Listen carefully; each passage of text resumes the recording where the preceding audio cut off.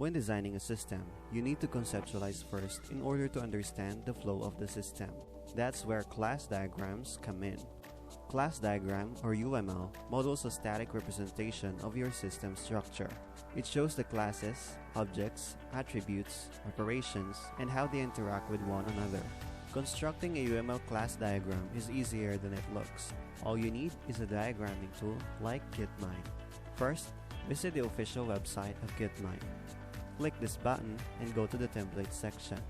Look for the class diagram template and select to open.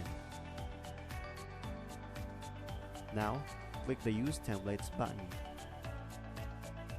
Prior editing, you can open more shapes in case you want to add more shapes to your diagram. Click the More Shapes button at the bottom left-hand side of the interface and choose your desired folders.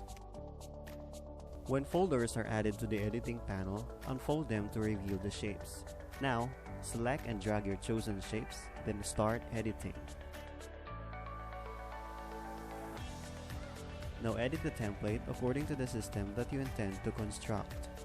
In this instance, we will create a class diagram of enrollment system.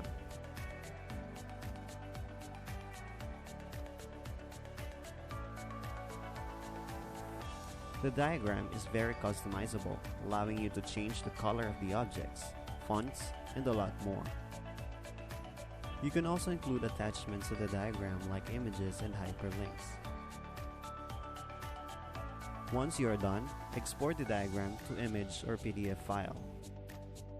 Note that you can also store the project on cloud for your convenience, or share it with your colleagues via link. Creating a UML class diagram when using a diagramming tool is pretty easy.